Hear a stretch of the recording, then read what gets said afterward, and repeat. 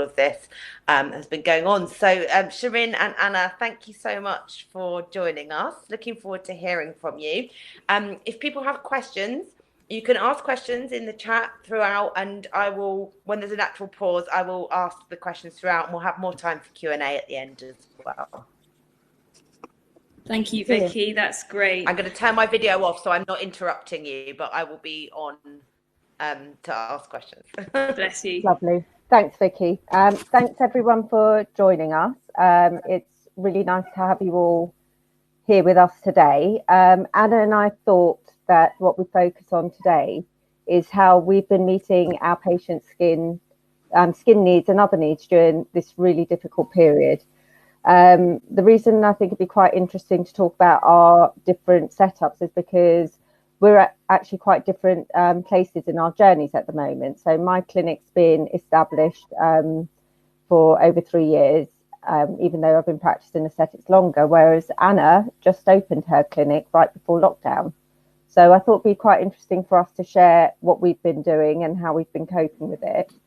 Once we've talked about our different clinical situations, we're just going to talk a little bit about how we've coped with the business side of things and also meeting our patients' needs. And then finally, at the end, we will talk about what we're planning and how we're thinking about reopening in light of yesterday's announcement and the other news that's coming out today. So I think feel free to ask questions as we go along. I think the more interactive it is, the more we'll all gain from it. What do you think, Anna? Yes, absolutely brilliant. So I think the first thing to mention is that Shirin and I work in a very similar way. We've met on so many different courses and meeting points throughout the last, I don't know how long, Shirin, it's been quite a long time. Even though our clinics are at different stages, our medical practice is very aligned. And for example, I started medical aesthetics in 2008. When was it, Shirin, that you came on board? 2013 for me. Great. So, we've both been around for quite a long time, but we've also got a fairly extensive medical background as well. So for me, that's come through military medicine, anaesthetics, surgical disciplines, and then general practice, and fairly similar for Shirin too. Yeah, so I started off in hospital medicine. I was an anaesthetist, and then I moved into general practice and then into aesthetics. And we do this full time, so we're not part-time, we're not doing anything else. This is our only role, our only source of income. Anna and I both also work at the Cranley Clinic as well as having our own clinics. Yeah, that's right. So we are associate doctors up on Harley Street too. So basically moving on from what we were doing to what we're able to do now. Our clinics are closed. We are following the government guidelines for social distancing, and that means not seeing patients face to face. Now, given that, it does make it quite difficult for us to do our jobs. So we thought we would just touch very briefly on the business side of what we have done. So, for example, we both have staff. We've got rents and mortgages to cover, leases on equipment, and we've been doing everything we can to minimize expenses. We don't want to go into too much detail on that because I think we could focus more of our time on maybe the patient side of things. But for my side of things, I have furloughed my staff because I don't have any work for them to do at all. Now, given the clinic only really opens, I started working here in November, but we really only started to develop our services this side of 2020. I don't have a huge therapy pool of patients for my therapist to keep contact with. So the right decision for me in my clinic was to furlough my staff, and I have been picking up all of that side of work as I am continuing. So, I mean, the situation for me is that I've actually got 2 full-time therapists and a full-time receptionist as well as admin staff. And despite having a full portfolio of treatments, the right thing for us to do was also to close the clinic at the time and to furlough all our staff. So again, I'm the one fielding all the inquiries and dealing with the day-to-day running because I'm the only one who's not furloughed, as with Anna. So it's been a really difficult time when you're used to having the support of other people around you to then suddenly have to deal with it on your own. And the thing that hasn't happened is things haven't got quieter at our end. I think the number of inquiries is still high. The number of patients contacting us is still high. And people want reassurance as well. They also want to know when we're going to be back for them. And as Anna and I both work as medical doctors as well, the range of treatments we provide didn't just cover aesthetics. We also cover a broad range of medical conditions that people still have ongoing needs for. So just briefly with the business, we furloughed everyone, and I think we've moved to virtual consultations, which at the moment it's just Anna and myself doing at our respective clinics. That's right. And I think the other thing to mention here is that both Shirin and I have 2 children. That's like 2 children each, not one between us. And so I have a 2-year-old and a 5-year-old, which has been rather entertaining at times. So I am homeschooling, and I'm also sort of like batting them away from each other, because in combination, we've got the 2-year-old hitting the 5-year-old, the 5-year-old running around screaming. It's not a great combination when trying to work. So I appreciate that, you know, Shirin's children are a little bit older. They probably don't hit each other as much as mine do, but you never know. And yeah, it is a juggle, especially when you're trying to work. You maybe don't have the support of your partner or husband. They're potentially working from home as well, trying to keep the peace in your house. And that is the reason that I literally had to leave the house. We are renting a house. We're actually renovating our home at the moment, so we can't live in our home. So we have a very small house, 2-minute walk away from my clinic. So I've escaped there, and that's why I'm here now. I wouldn't normally be here. And I'm at home, so I'm hoping there aren't any battles breaking out while I'm up here. So, I mean, I think that's pretty much all we can say about the business, other than we've asked for, I know Anna's spoken to a company she's got leases from. With my equipment, I own a lot of it because I bought it outright, so I'm not having to pay the leases. I'm still paying the mortgage on my premises. I'm not sure what you're doing with your rent, Anna.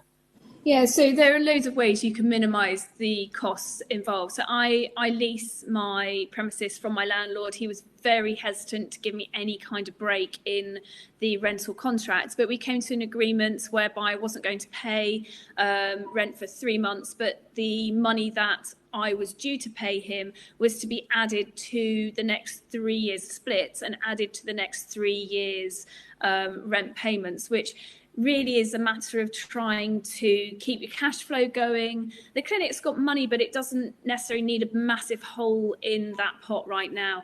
And we don't know what's coming. We don't know how long this is really going to last for. And we don't know if we hit a second wave, whether we're going to have to close again.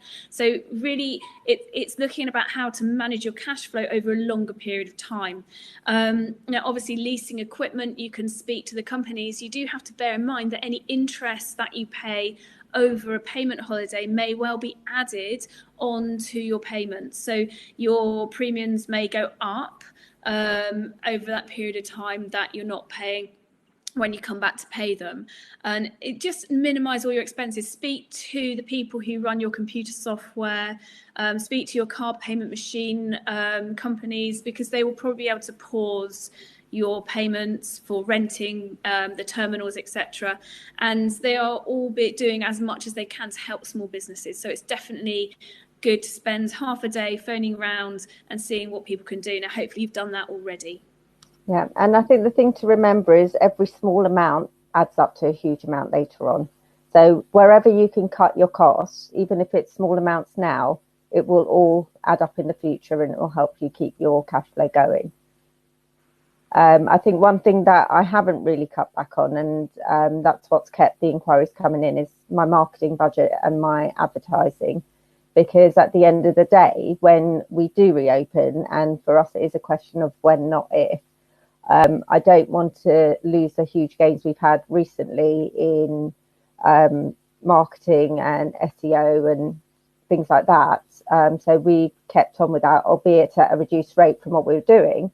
But I've still kept that side of things going.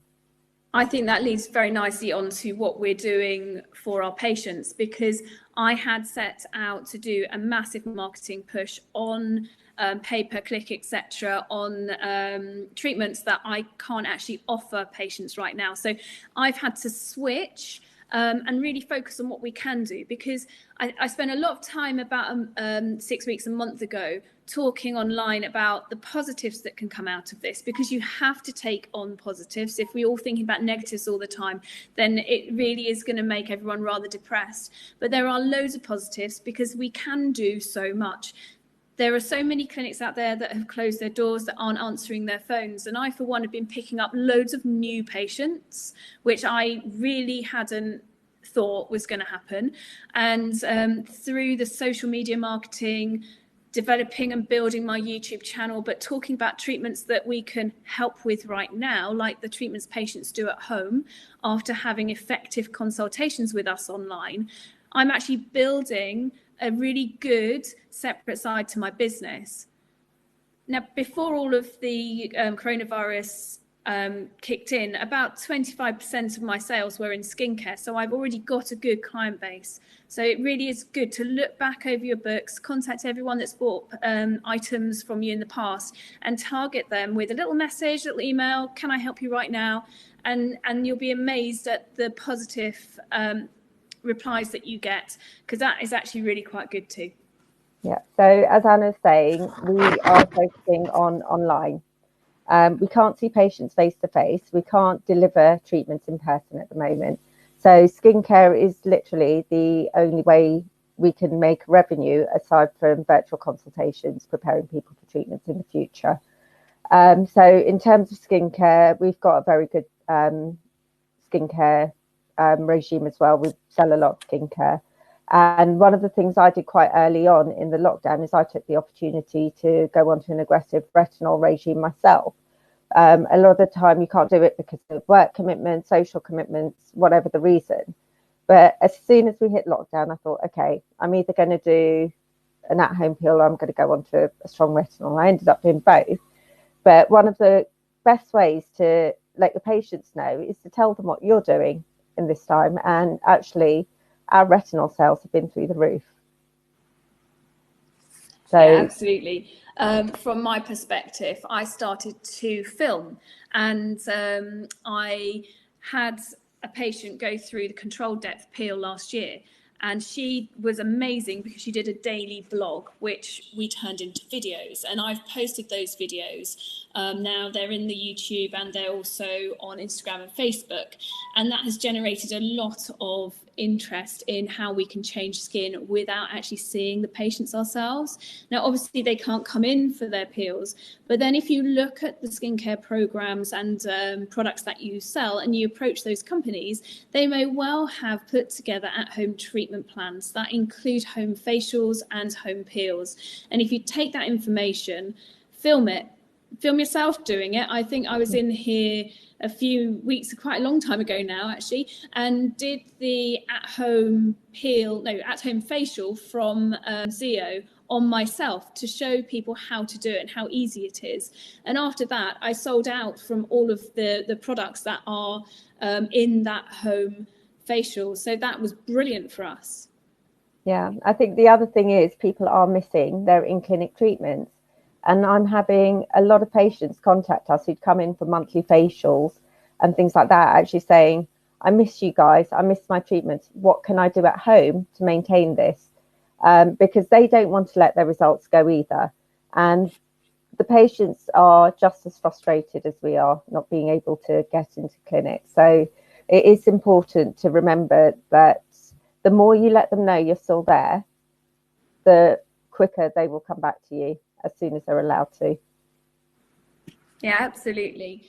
It's also a really good time to reach out to new people. So if you're a new clinic or you're maybe wanting to develop your patient contact, get out there, use some paid for posts on Facebook. You don't have to spend very much. In fact, for about £2 a day, you can get your clinic reach out to quite a few thousand people in a month, and that really doesn't cost you very much. And I know that everybody's worried about income and expenditure, But if we find that you're not constantly in front of potential clients or potential patients on their social media and in their emails, etc., then they're going to go somewhere else. So waving your hand in front of them, which is effectively what we do with a Facebook post, the more times you wave at someone, they're eventually going to smile at you. When they smile at you, they might in fact come over and talk to you. Once they're engaged with you and they find out how amazing you are, they're going to want to be your patient. So it's those little nudges, and it can take a long time for someone to actually phone you up or want to walk through your virtual door. But everything you can do to keep waving at your patients, keep doing it. Can you hear that interference? No, I've not got anything. Okay. Are you buzzing? I was buzzing. No, it's fine now. Okay, so the other thing that I've done, and I really have built this up since opening the clinic, is I've built a YouTube channel literally from scratch. And now it's got, I don't know how many, 15, 20 videos on there. It's just another way that you can signpost to people, put it on your website, show people what you're doing. And if you're talking in those videos, it's another contact point for people to be aware that you exist and what you do and how you do it. I just want to add to that. I hate doing videos. I absolutely hate them. You can ask my husband, who does our marketing in clinic, to get me to do a video. It's like trying to draw blood from a stone. But what you need to remember is it doesn't matter how you think you've come across on it. At the end of the day, you're just being yourself. And I'm saying this to you, and I know I'm going to get an earful afterwards about not doing videos. But your patients want to see you, and they want to see you how you are normally to them, not some made up scripted piece. And I think every time I've done a video, engagement does go up. I can't deny it. Even if they're a little impromptu live on Facebook, just say, hi guys, hope you're okay. So I think in this time, it is really important to stay in front of your patients and to remind them that you're there.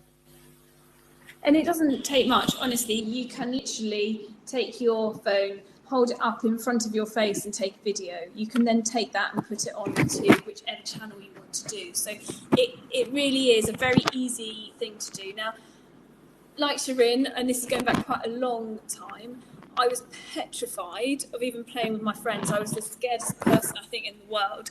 And now it doesn't bother me at all. So, for me, it's a time management thing. I'm tied up at home trying to look after these two tiny people. And sometimes I'm like, I wish they were a bit older, but we can't change that.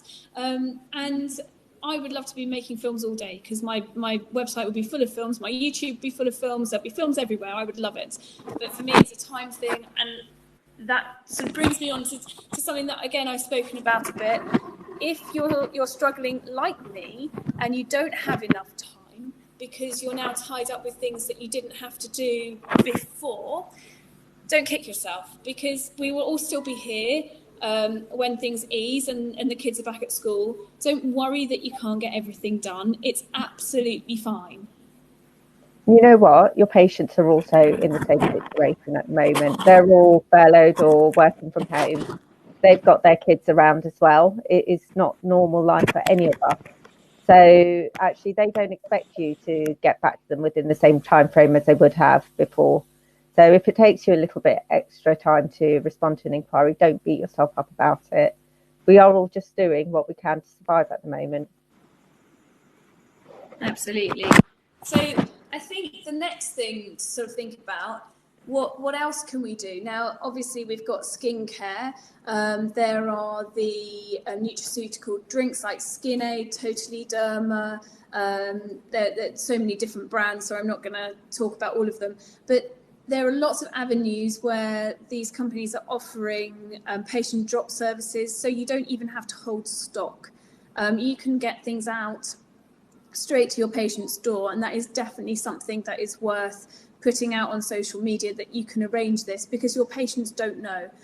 I've been talking about this for weeks, and I literally, before we came on here, got an email from a patient of mine I've had for maybe 7 or 8 years saying, oh, you're a doctor. I'm not sure if you're in clinic still, but if you are, can I get some skincare? And I'm like, well, of course you can.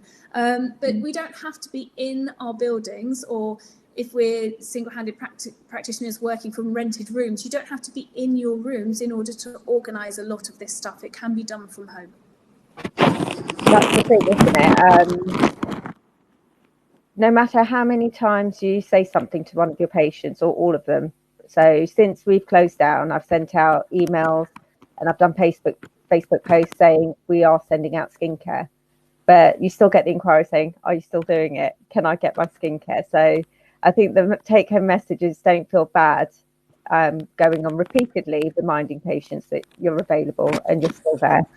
I mean, for me, aside from the skincare, I've also been doing virtual consultations for my BHRT patients as well. So that's something else that we've kept going because I don't need to see them face to face. In terms of blood tests and things like that, the company I use, the lab I use, actually have little kits that they can send out to the patient so that they can take their own samples and send them to the lab. So we've been managing with that as well. Yeah, and all these little things help. And it's not just us and the world around us, but it's every single industry in the world that's having to change how they work. Now, you know, we will talk about the conversation that was broadcast from Boris Johnson last night in a little bit, but I think that we were very much thinking, well, when are we booking patients in? So if someone is emailing and phoning saying, I want to book in, I'm a new patient, I'm an existing patient, I want to come in for treatment, are you able to see me? You're a doctor. Well, how do we cope with that? I mean, it's not difficult, but it's difficult sometimes to tell people so that they understand that we are medical, but perhaps we're non-essential. And even though their mole or their rash seems to be a life-threatening illness or potentially life-threatening to them, we just have to take a step back and really talk to them about what essential means. I've been directing anybody who has who can't do an online consultation, obviously, but anybody who has something that they're really worried about, I've been directing them back to their GPs. Now, a lot of GPs can't cope with that, but that's what we've got to do at the moment. I think it is about what we can and cannot offer to our patients at the moment, and I think a lot of it has to do with where we see ourselves in the industry as well. Are we non-essential beauty providers? Is there more of a medical element to what we do? And I think that's individual based on your particular business and the setup you have. So, for example, in light of yesterday's Prime Minister's speech, which didn't actually tell us very much, there's been some more information being released today. And it looks like personal care, such as hairdressers and beauty salons, will be in the last phase of opening, which at the earliest is going to be the 4th of July. Now, that is all well and good for nails and things like that. But if you're doing treatments where you're treating medical conditions, do you wait until July to open up, or do you open up sooner? So for some of the treatments I do, I didn't actually have to close when lockdown happened, but I chose to for ethical and safety reasons. So that's a consideration that each individual clinic will need to take when deciding when to reopen. Yeah, and I think this is really difficult. I don't think there is a straight answer, and I think if you're members of Facebook groups and someone puts their neck out and says, I'm thinking of opening, I know a clinic that's planning to open tomorrow, and they've been broadcasting and putting this out on social media for some time. Now they've got some fantastic measures in place, and we were going to chat through some of the measures that we might be taking place. I can see that there's a message about what we might be doing that's come up on the chat, but we'll talk about that. But essentially, as if you are a doctor, or a dentist, and you are providing medical treatment, I don't believe that does come under the category of being a beauty clinic. Now, I'm not debating what the government are advising beauty clinics to do or not do, but I'm just talking about how we see ourselves within the industry. I'm not a beautician. I never have been. I don't want to be a beautician. I'm a doctor. And I've chosen to become an aesthetic doctor because I got so frustrated in the NHS for many, many different reasons. And in this industry and in this specialty, I feel that I can actually make my patients feel good about themselves, make them happy, solve their skin complaints and conditions, and the medical conditions like taking moles off, helping with veins, using my skills as a very practical and artistic doctor in order to make their skin complaints better. And I don't believe that that is beauty, and I don't believe that that is in the same category as being in a hair salon, because I'm not lining up 5 or 6 different people. There aren't 5 or 6 different me's doing these treatments side by side. I'm lucky. I've got a big clinic. I've got 5 clinic rooms. I've got loads of waiting space, although I'm not planning to use it at the moment. So we do have a lot of space where we can spread people out, but I'm still not planning to open my doors yet. Because we are in a position where we don't know the answers, and I'm hoping over the next week or 2 we will get some of those answers. So one of the questions that's on the chat is about PPE. I think the thing with PPE is I think when we do open our doors, we will need more PPE whenever that might be. It's what we use and what sort of PPE we're going to be getting and who wears it, how often you change it, etc. Because even on the government website, there's different guidance for different roles. I don't know how many of you have seen the infographic about the type of PPE, but for the line of work we're in, with the risk of patients we're seeing, they're suggesting a surgical mask and an apron and some gloves. Now, quite frankly, I wear that for a lot of my treatments anyway. And this was before COVID. So I think it's something, again, we need to do our own risk assessments and try and decide. Yeah, and there are various types of masks. You've got your normal surgical mask, which was fine up until a few weeks ago for surgeons to wear operating on patients with all kinds of infectious medical problems. So, the question is that still okay? Or are we having to look at the FFP surgical masks that filter particles? And obviously there are different ones that filter, type 1 filters 4 ppm, and then type 2 is 10 and type 3 is 20. But we're not treating people with known COVID viral load. And these masks are used in hospitals when they're actually in that situation. Now, having been in the army and worked on various exercises where we have been having to wear proper PPE, and by that I mean those green kind of monster suits with respirators and things like that. I know how uncomfortable these are, and seriously, you do look like aliens marching around. And I mean, that is taking it a step too far.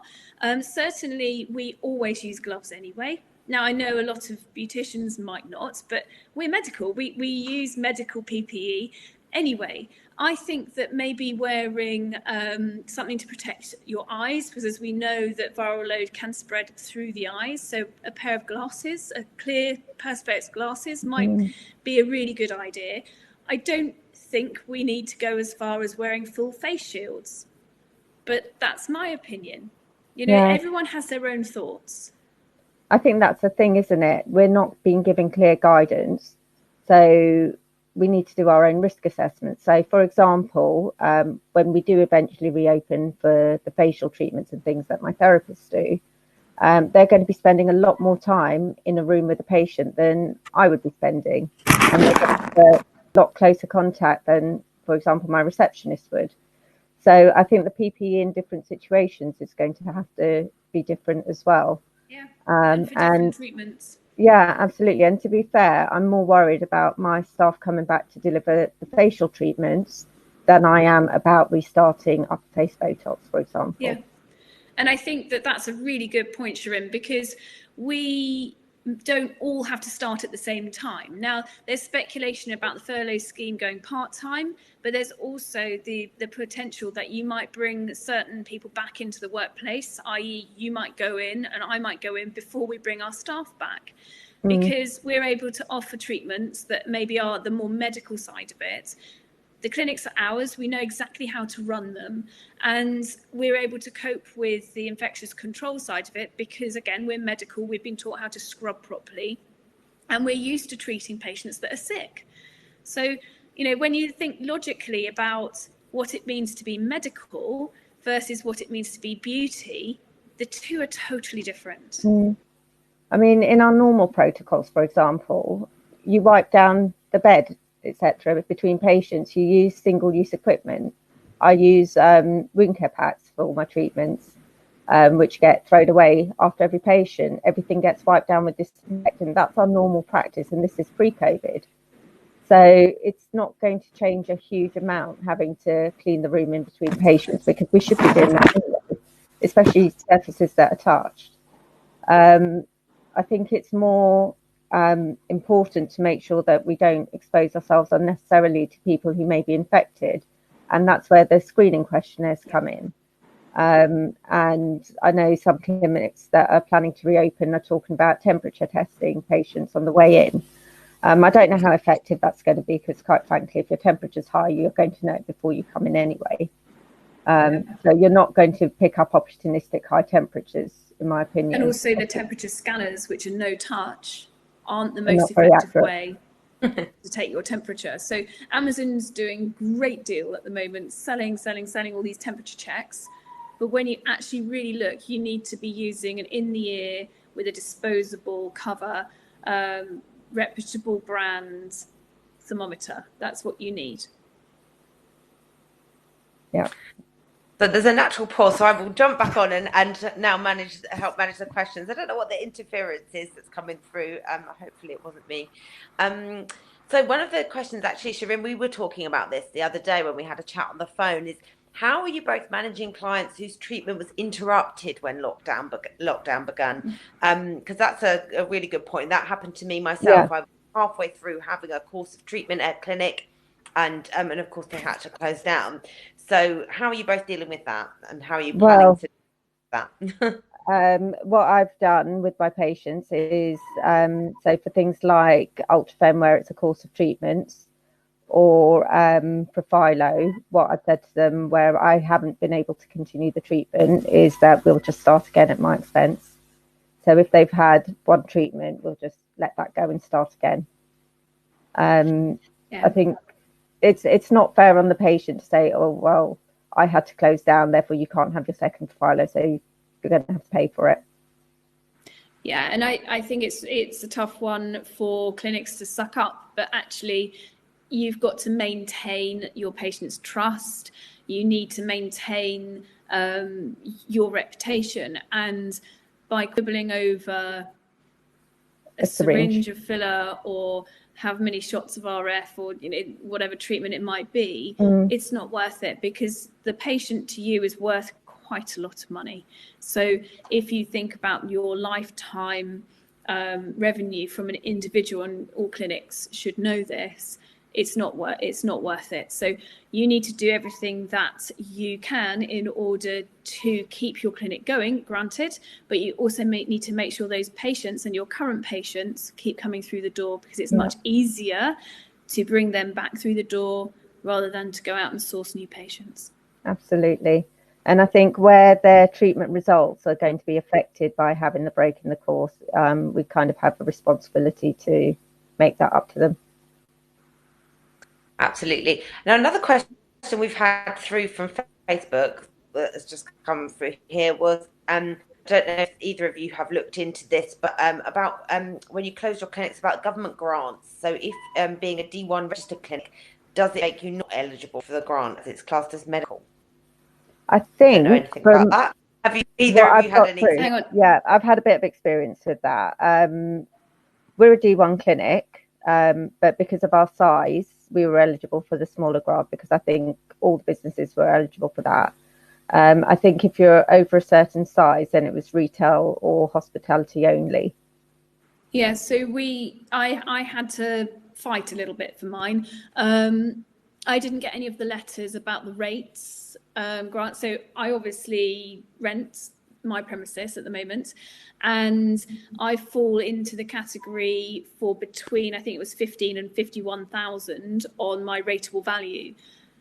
I am classified at the moment as a D1 stroke B1, but have been able to prove that I am retail. And the first thing that I did was to go onto my council's website and register to be considered as retail.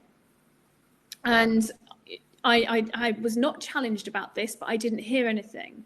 So then a few weeks later, I got on to my local councillors and I emailed them and I said, I'm a bit worried because I'm a new clinic and I obviously have got rates to pay, etc. And I got in touch with a couple of the local clinics near me to find out whether they had received their grants and their rates relief, and they had. So I was like, I don't know why I haven't got this.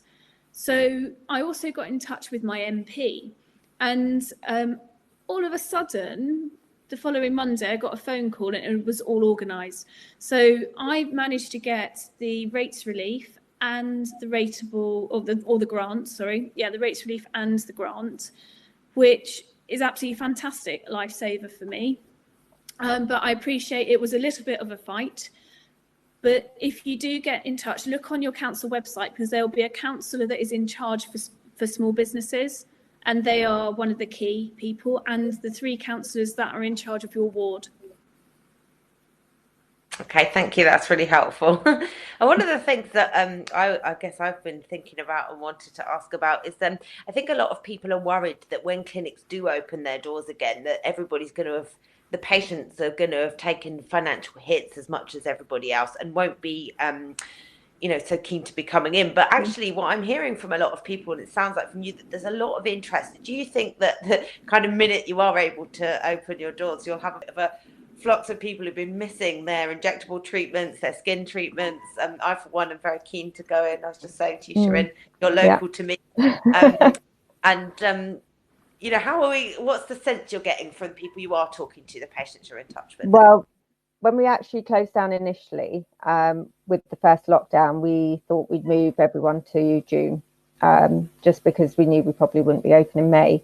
When we did that, it was on the proviso that any appointments booked in June may be moved again, depending on the government guidance as we progress. At the moment, I'm almost completely fully booked for June, and the inquiries are still coming through. I was speaking to Anna this morning, and she said, "How are you getting on?" I said, "I'm just trying to get through all the emails." I thought, I know I shouldn't complain, but it is such hard work keeping up with the demand. And I think we're fortunate in the sense that the government has protected a lot of jobs. And that's one thing they have done well. So people aren't as financially concerned as they would be had the furlough scheme not been in place. So I think a lot of them are feeling okay financially. They know that their employers are being taken care of, so they hopefully will have a job to go back to as well. And they seem to have the confidence that the economy is going to bounce back and they're going to be able to come in for their treatments. Yeah, so we all love our treatments. I found that actually isn't it? This time has opened the doors to people at home who maybe have a little bit more time. They're not spending time commuting.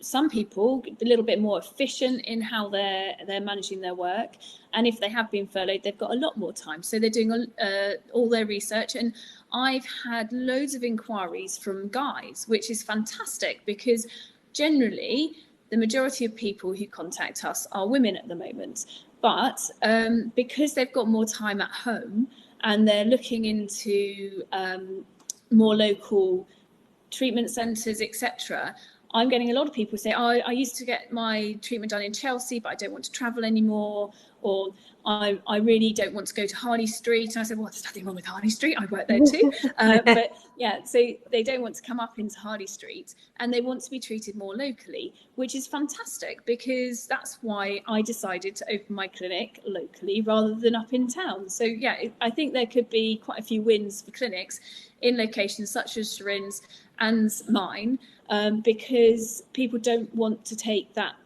train into London anymore. I think that's really true. And I'm interested to hear if both of you have obviously carried on working yourselves and furloughed your staff. Are you getting insights into your business that are being really helpful for you now that you're doing other roles? I suppose you're not in clinic just treating patients, you're having, involvement in other areas. What's that been like? Well, I think Anna's in a slightly different position because she's at the setting up stage. So I think she knows quite a lot of what's going on, whereas for 3.5 years, I've kind of handed off all of that stuff to other people. So actually, things I have done is read my website, rewritten treatment inquiry templates, just being aware, knowing what I'm sending out to patients as well. So reading all the patient information, things like that as well. Yeah, I didn't have a clue what's going out before.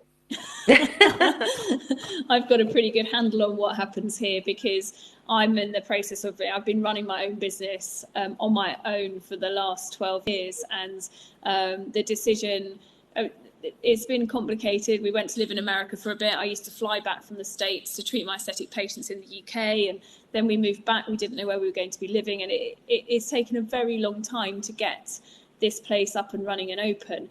But now but I've still got total control over it, because like Shirin said, it hasn't been open for long enough for me to be able to hand off a lot of the admin side. So I run it all. So it hasn't really made that much difference to me. The biggest difference for me is the fact that I haven't had any time to do it because of my children. Now the kids have to come first, because you can't just like put them in a box and hide them away somewhere. That would be a bit wrong. But they have to come first, and they do come first. And so my business has had to take a sidestep because of what I'm doing with the kids.